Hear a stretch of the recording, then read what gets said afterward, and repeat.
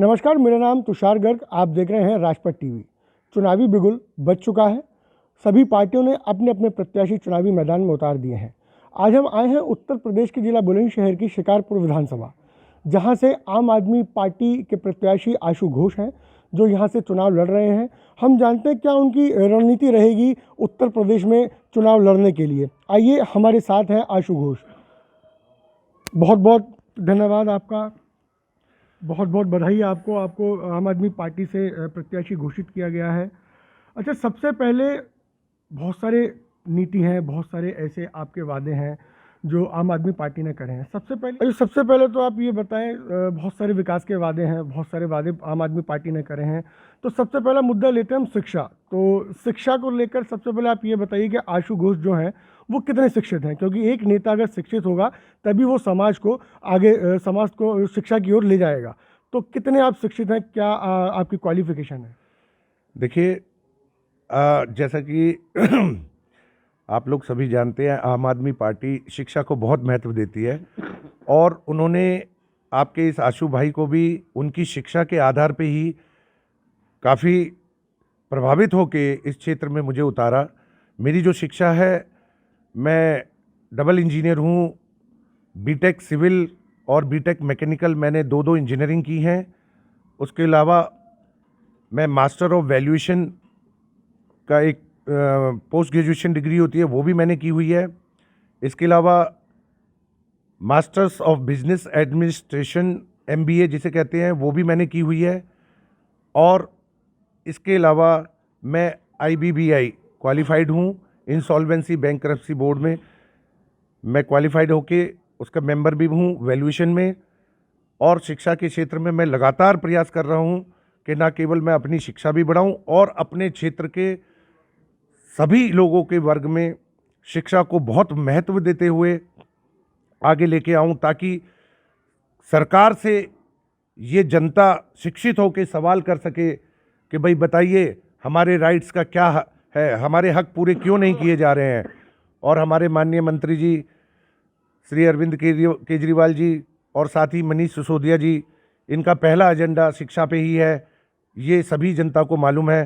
तो मेरा सबसे पहला यही कोशिश होगी कि मैं क्षेत्र के लोगों को ज़्यादा से ज़्यादा शिक्षा दे पाऊँ, उनके लिए ऐसी सुविधाएं पैदा कर पाऊँ। जैसा कि आज दिल्ली में आप लोगों ने सभी ने देखा है, पूरा देश देख रहा है। एक खास बात, सबसे बड़ी बात ये देखिए, दिल्ली की अगर आप बात कर रहे हैं तो दिल्ली की जो जनसंख्या है वो केवल 2 करोड़ है। उत्तर प्रदेश राज्य एक बहुत बड़ा राज्य है, 78 जिले हैं, 403 यहाँ पर विधानसभा सीट है। और यहाँ की अगर जनसंख्या की बात करें तो करीबन 20 से 25 करोड़ की यहाँ की जनसंख्या है।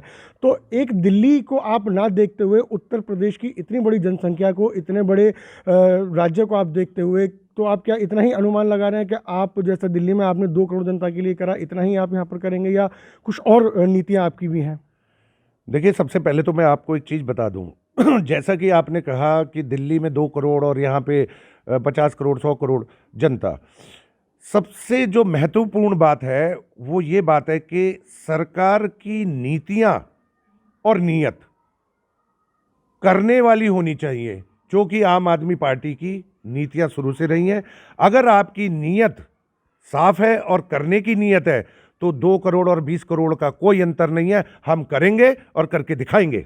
अच्छा, दूसरी बात, चलिए शिक्षा की बात हुई, अब बात करते हैं स्वास्थ्य को लेकर। देखिए, स्वास्थ्य की अगर बात करें तो उत्तर प्रदेश में इतने अच्छे व्यवस्थाएं नहीं हैं, लेकिन कहीं ना कहीं एक बहुत बड़ी सौगात भारतीय जनता पार्टी ने उत्तर प्रदेश को, बुलंदशहर को दी, जहाँ पर एक मेडिकल कॉलेज बन रहा है। और इतना बड़ा मेडिकल कॉलेज यहाँ पर बन रहा है। और दूसरी बात ये कि 17,500 करोड़ रुपए की सौगात क्या कहते हैं, माननीय प्रधानमंत्री जी ने उत्तर प्रदेश को दी है। मेट्रो की बात भी वो यहाँ पर कर रहे हैं। तो विकास की बहुत सारी बातें उन्होंने करी हैं। तो क्या लगता है आपको कि जो बात प्रधानमंत्री जी मोदी ने करी है, क्या वो बातें सही हैं, या कहीं ना कहीं आप क्या सोचते हैं इस बारे में?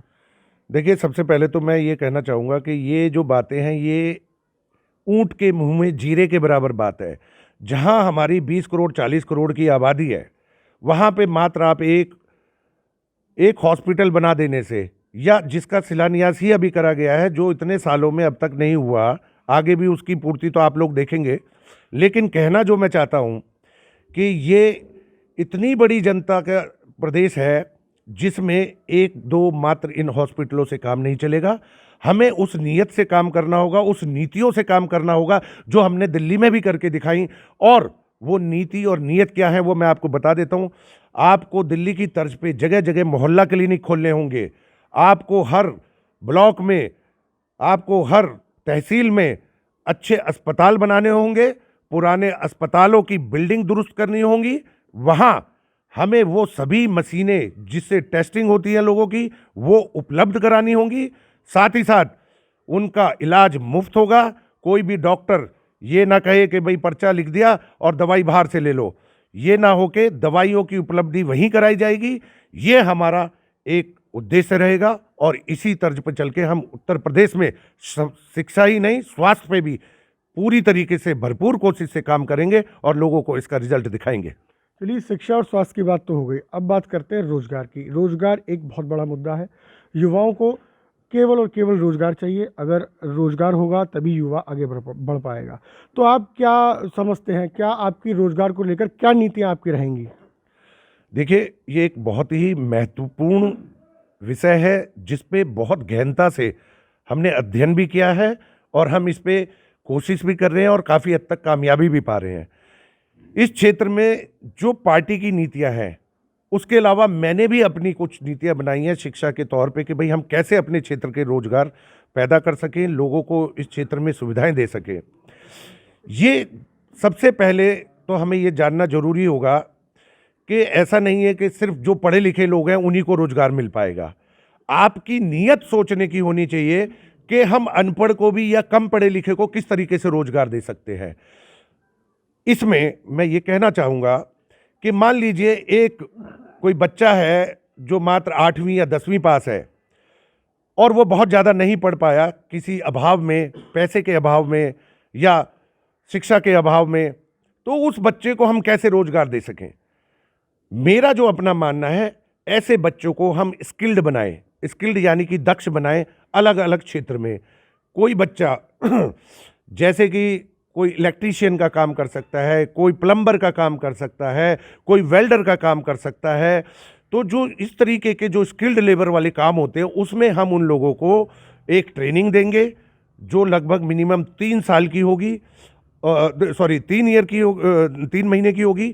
3 महीने में बच्चा अच्छे से दक्ष होता है और फिर उसको हम कुछ अनुदान देंगे, उसको 1,50,000 रुपये से उसका एक काम शुरू करवाएंगे ताकि वो बच्चा अपना रोजगार चला सके, अपना घर परिवार चला सके। तो ये भी हमारी नीतियाँ उसमें शामिल हैं। इसके अलावा मैं ये भी बताना चाहूँगा कि जितने हमारे क्षेत्र में प्राइवेट सेक्टर हैं उन सेक्टरों में भी, उन कंपनियों में भी हम अपने क्षेत्र के लोगों की ये सुनिश्चित करेंगे कि इनकी कुछ हद तक, कुछ प्रतिशत इनकी नौकरियां उस प्राइवेट क्षेत्र में भी लगें। अच्छा, दूसरी चीज़, आप इतने एजुकेटेड हैं, आप इतने पढ़े लिखे हैं, तो आपने यही क्षेत्र क्यों चुना? भाई आप तो एक अच्छी जॉब कर सकते थे, आप एक अच्छा खासा आप अर्निंग कर सकते थे, तो आपने यही क्षेत्र क्यों चुना? क्यों राजनीति ही क्यों? देखिए, सबसे पहले तो मैं आपको ये बता दूं, मैं बुलंदशहर से मूल निवासी हूं, ग्राम रसूलगढ़ का। तो यहाँ से मेरा बचपन से ही लगाव रहा, घर रहा, सब कुछ पढ़ाई। और मैं, जैसा कि आप जानते हैं, बीजेपी के कद्दावर नेता जो संगप्रिय गौतम जी रहे हैं उनका पोता हूँ। और इस क्षेत्र में शुरू से हमारे परिवार ने सेवा की है और मैं भी आगे चलकर इसी क्षेत्र से, इसलिए क्योंकि मैं बचपन से जुड़ा रहा, परिवार जुड़ा रहा, मैं सेवा करना चाहूँगा लोगों की। यहाँ के लोग बहुत ही गरीबी तबके में और बहुत गहन उसमें अपना जीवन व्यतीत कर रहे हैं। तो सबसे बड़ी बात ये कि आपने आम आदमी पार्टी को चुनी। पार्टियां तो बहुत सारी थी। अगर हम बात करें बीजेपी की, तो बीजेपी के सामने सबसे बड़ी पार्टी है सपा प्रतिद्वंदी है बीजेपी की। इन दोनों की बहस है। तो आपको क्या लगता है कि आम आदमी पार्टी कहाँ पर स्टैंड कर पाएगी अपने आप को? देखिए, पहले तो मैं ये आप लोगों को बता देना चाहता हूँ और इस प्रदेश की जनता बहुत अच्छे से जानती है कि सपा भाजपा ये अब बीते समय की बातें हो गई हैं। आज की जनता ये चाहती है कि बदलाव हो, ना केवल बदलाव हो, अच्छी नीयत वाले लोगों के साथ बदलाव हो, जो कि मात्र आम आदमी पार्टी ही कर सकती है। अरविंद केजरीवाल की पार्टी ने ना केवल दिल्ली में, पंजाब में और बहुत से राज्यों में करके दिखाया है, तो वो आज यहाँ भी करके दिखाएंगे और हम 403 की पूरी विधानसभा सीटों पे इलेक्शन लड़ने जा रहे हैं और रिजल्ट आपको बताएगा कि लोगों का रुझान और जो बीती पार्टियां थी उनका बायकॉट कैसे होने वाला है। अच्छा, अगर विकास की बात करी जाए तो विकास के लिए तो बहुत सारी चीज़ें मिली हैं सरकार की तरफ से। अभी ग्रेटर नोएडा में अगर आप देखें तो एक बहुत बड़ा जो सबसे बड़ा हवाई अड्डा होगा वो यहाँ पर बना है। दूसरी चीज़ मैंने आपको बताया था कि बुलंदशहर में एक मेडिकल कॉलेज भी बन रहा है। और तीसरी चीज़, इतने बड़े बड़े हाईवे बन रहे हैं, एक्सप्रेसवे बन रहे हैं। तो इतनी सारी नीतियाँ दी हैं सरकार ने, तो क्यों आपको ऐसा लगता है कि आपकी पार्टी इससे अच्छा कुछ दे पाएगी? ऐसा क्यों? देखिए, सबसे पहले तो ये जानना बहुत ज़रूरी है कि हमारे देश की 80% आबादी गरीबी में जी रही है। जो आप हवाई अड्डे बना रहे हैं या आप स्पीड ट्रेन चला रहे हैं, उसको मात्र 2% आदमी भी नहीं उसका भोग कर पाएगा। तो आपको लगता है कि विकास के कार्य में ये चीज़ें नहीं होनी चाहिए थी? बिल्कुल होनी चाहिए, लेकिन पहले उस गरीब आदमी की, उस आम आदमी की सुनी जानी चाहिए, जिसको आज रोजगार की जरूरत है, जिसको सुविधाओं की जरूरत है। जब तक आप बेसिक शिक्षा, बेसिक स्वास्थ्य की ये समस्याएं नहीं हल करेंगे, तो फिर क्या देश का आप तरक्की कर पाएंगे? इन हवाई अड्डों से और इन मेट्रो ट्रेन या जो आपकी स्पीड ट्रेन है, इनसे गरीब लोगों का भला होने वाला नहीं है। आज आम आदमी को चाहिए कि एक वो ट्रेन में या एक रेलगाड़ी में वही 50 या 100 रुपए की टिकट लेकर अपने मूल स्थान तक पहुंच सके, ना कि आपकी 1000-2000 की टिकट लेके आदमी सफ़र कर पाएगा। चलिए, एक आखिरी सवाल मेरा आपसे ये रहेगा कि विकास के मुद्दे पर बात हो गई, शिक्षा के मुद्दे पर बात हो गई और रोज़गार के मुद्दे पर बात हो गई, तो आपको क्या लगता है, क्योंकि इतने बड़े बड़े पॉलिटिकल चेहरे शिकारपुर विधानसभा में हैं, जिनका राजनीतिक करियर रहा है, जो पॉलिटिक्स से जुड़े हुए हैं काफ़ी टाइम से, तो आपको क्या लगता है कि आप किस जगह अपने आप को स्टैंड करते हैं? क्या आप जीत के लिए, आपको क्या लगता है कि कितने वोटों से आपकी जीत तय है?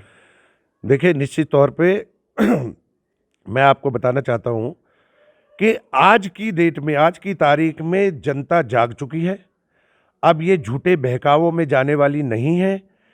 इनको साफ तौर पर दिख रहा है कि आम आदमी पार्टी ना केवल अपना प्रसार प्रचार और क्षेत्र में अपना आधार बढ़ा रही है, बल्कि ये भारी बहुमत से अपनी सीटें जीतेगी, ना केवल शिकारपुर क्षेत्र की बल्कि पूरे उत्तर प्रदेश में। मैं मानता हूं भारी बहुमत से हम सत्ता में आ रहे हैं। बिल्कुल, जैसे कि बात हुई हमारी आशु घोष जी से, तो उन्होंने साफ साफ कहा कि अगर हमारी पार्टी सत्ता में आती है, हमारी पार्टी की अगर सरकार बनती है, तो वो रोज़गार की व्यवस्था भी करेंगे, वो स्वास्थ्य की व्यवस्था भी करेंगे और वो शिक्षा की व्यवस्था भी करेंगे। मेरे सहयोगी दीपक शर्मा के साथ तुषार गर्ग, राजपथ टीवी, बुलंदशहर।